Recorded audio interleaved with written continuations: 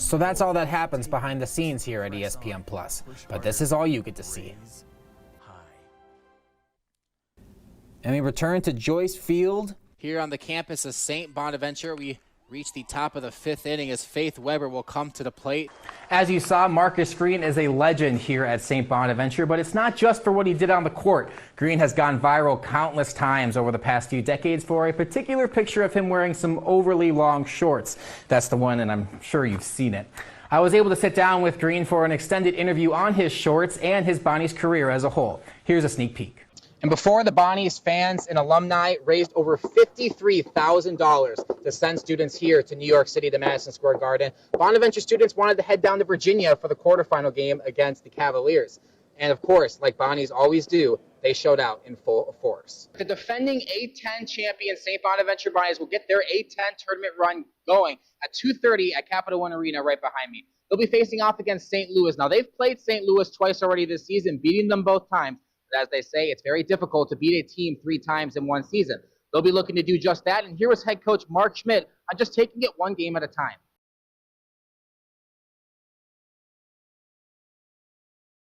Dominc Welch yesterday had 12 points in yesterday's win against Boise State. And while TD Arena was full of Bonnie's fans, there was one Bonnie fan in particular that wasn't in attendance but was watching the game from afar. I want to ask you a question. What's your favorite basketball team?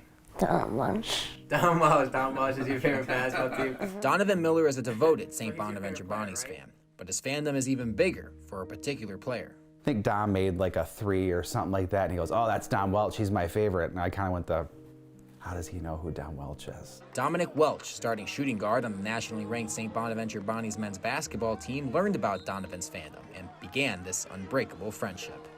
I heard he's a big fan of me. I was talking to him and stuff like that. And that's how I pretty much started last year on the Zoom call. Then after that, our relationship started getting better and better. Donovan, an 11-year-old Olean resident, loves basketball, but his conditions prevent him from playing. The day he was born, we found out that he had Down syndrome, and we found out very quickly that he had 3 holes in his heart.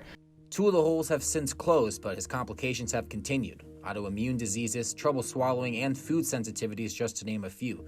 But his love for Dominc Welch, or his boy, overpowers it all. My boy, that's my road dog, you know. You can come see me whenever you want. I'll go to his school, go see him, you know. Always got his back whenever you want to see me, you know, stuff like that. That's my boy.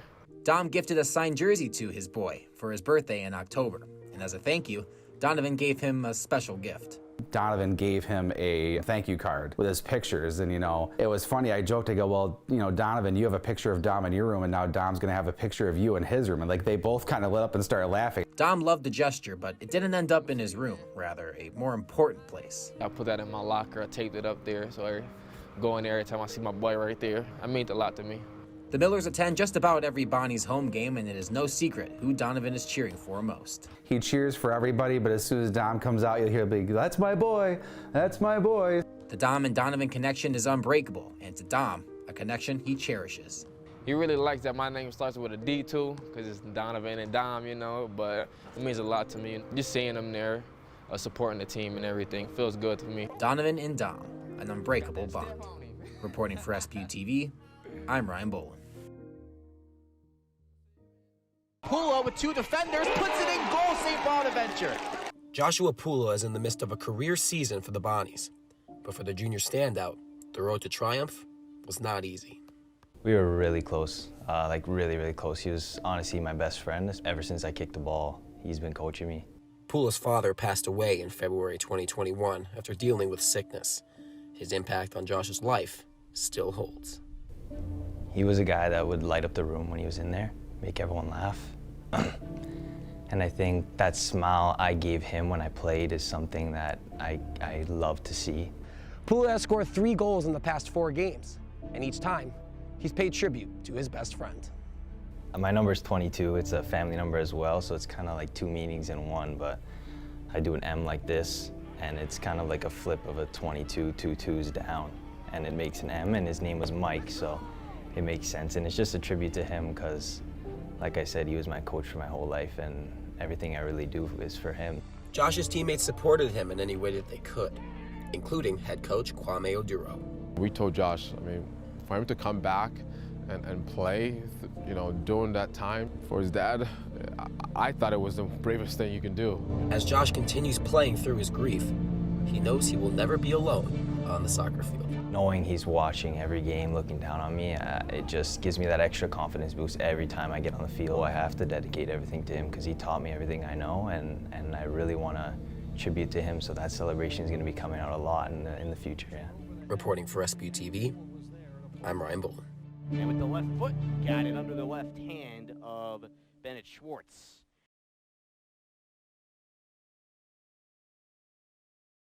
3, 2, 1, music. There are many different aspects of a broadcast that need to come together to produce what a viewer sees on ESPN+. Here at St. Bonaventure, students are put into the roles that bring the Bonnies athletics to the ESPN+ platform. Starting center for the Bonnies basketball team, Oshun Oshuniyi, has the unique experience of being in front of the camera and behind it. It gives us an inside look of like what goes on, especially for me, basketball games. I don't have any idea how they film the games, how they get the replays, but being able to work behind the camera and inside the studio and the audio room, you get to see, how everything gets run down. It's pretty interesting. Oshuniyi and his camera work are just one piece to the puzzle in bringing the game to the viewer's screen at home. Inside the control room, you see all the other aspects of the production. Brandon Stanton headed the replay role for most of the Bonnies ESPN Plus games this season. I have this. I got camera angles. I have a wheel here that can go back and go forward. And my job is to do the instant replays. St. Bonaventure trusts their director, Rick Carnath, to field together students to bring these broadcasts to air. And Carnath and Bonaventure alumni are more than pleased with the work these students produce. The alumni is really interested in what happens there at St. Bonaventure. I received notes from alumni Chris LaPlaca that the quality of our production is remarkable. It's second to none. So that's all that happens behind the scenes here at ESPN+.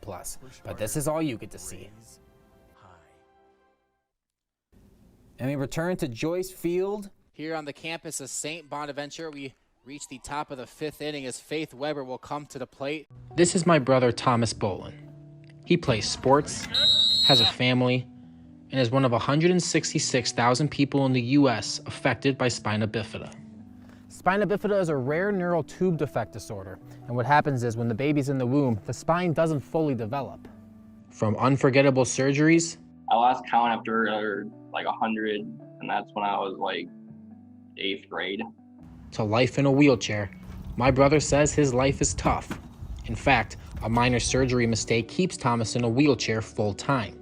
It's been like this for him since he was 12. I was pretty mad, but I was also young, so I didn't really know what to expect. Didn't know how it was going to affect me. I went in on crutches and I left in a wheelchair. That's when it first hit me that things might be different going forward. Many surgeries later, another roadblock strikes. Doctors presented our parents with a final surgery option that could eliminate some of the pain caused by spina bifida. But with the relief came risk. Our mom reveals some of the fears that came with the decision process. My first thing that came to mind was I was going to lose them.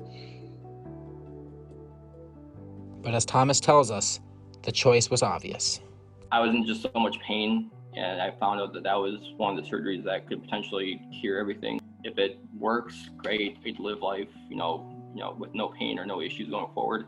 If it doesn't go well, I don't have to deal with pain anymore. The surgery was successful and the pain was minimal going forward.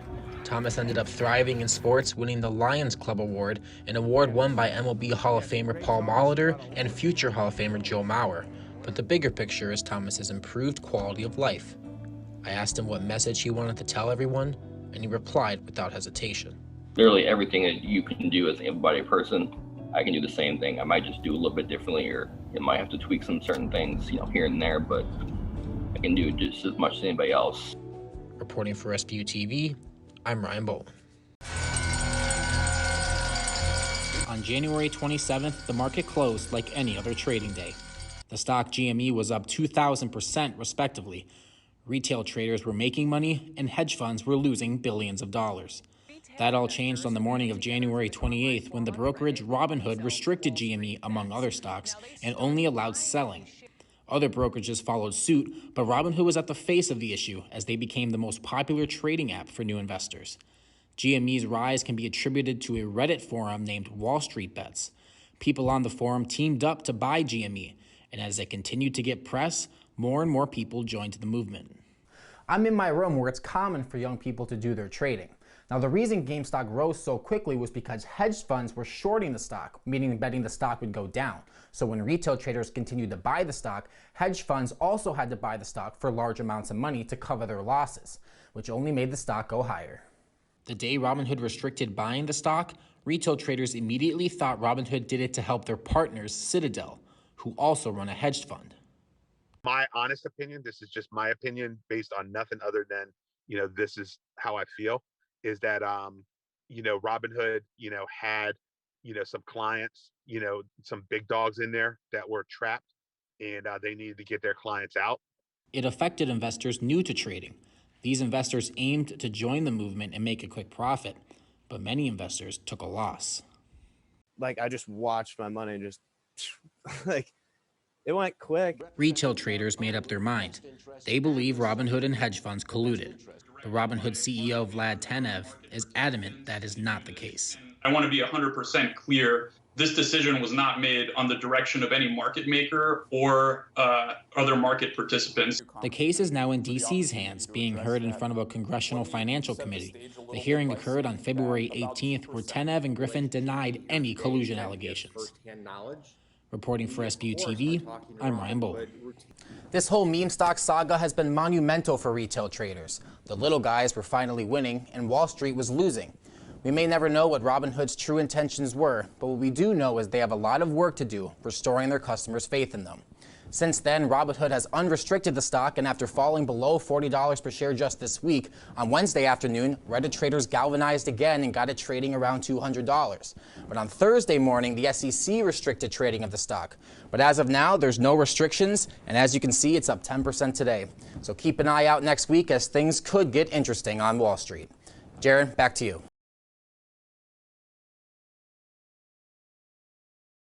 Hello, everyone. I'm here with the men's lacrosse team's goalie, Brett Dobson. Brett, how you doing today? Doing good, Ryan. Thank you for asking. You want to go goal to goal? Would love to. All right, let's do it.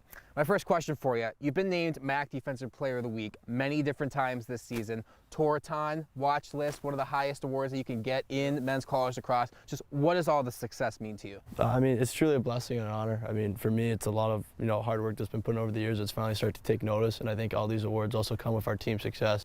Hello, everyone, and welcome to SBU-TV Sports' special edition profile. Today, I am joined by St. Bonaventure alum and ESPN senior NBA insider Adrian Wojnarowski, or better known to the public as Woj. Adrian, thank you so much for taking time out of your busy day to speak with us today. Well, thanks for having me, Ryan. It's great to be back on SBU-TV. 38 yards, relatively can be considered a chip shot field goal. Punch your ticket to the Super Bowl. Does he make it? I talked to Paul Allen about it. We both sat beside and watched the replay of the game. Let's find out. Make this field goal, the answer should probably be yes. 39 yards away, and it's not good. So I'm doing Vikings fan line in '98 that season. Man, I'm more than fell in love with that team.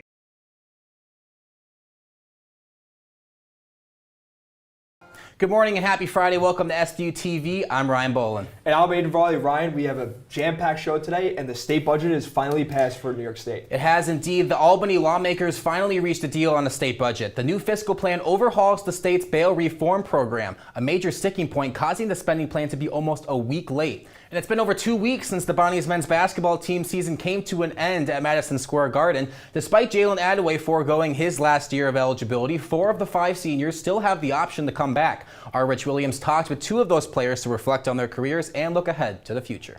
Instagram, of course, as well. I know we're big on the Instagram page, too. It was a great show, Aiden. Thank you very much for your time. Thank you so much. And I'm Aiden Varley. Ryan, I also can't wait. Baseball just started up again, and I just can't wait to watch some baseball this weekend. Go Twins. They play the Mariners today at 4. Hope for a good weekend. Thank you for being with us. We'll see you next Friday. Yeah, it's the beginning part of that statement saying that the C's were based on geography, and St. Bonaventure traveled the furthest away out of all the NIT teams. It's just been a little bit weird, but the Bonnies just have to do what's put in front of them, and that's now facing off against another Power 5 team on the road. But speaking of the last Power 5 team that they faced off against, Oklahoma, just a couple nights ago, not favored in that game. No one expects them to go into Norman, Oklahoma and win that game, but they do just that. Who's your player of the game from that amazing St. Bonaventure win? Basketball season here on campus is picking up, and we have reached a pivotal point in the schedule for both the men's and women's team. Tonight, for the 11th time this season, the Bonnies men's team will be in the national spotlight. The team will look to bounce back against an A-10 foe in the Richmond Spiders. The preseason favorite Bonnies currently sit at 7th in the A-10 standings following their loss Tuesday versus the A-10 leader Davidson Wildcats.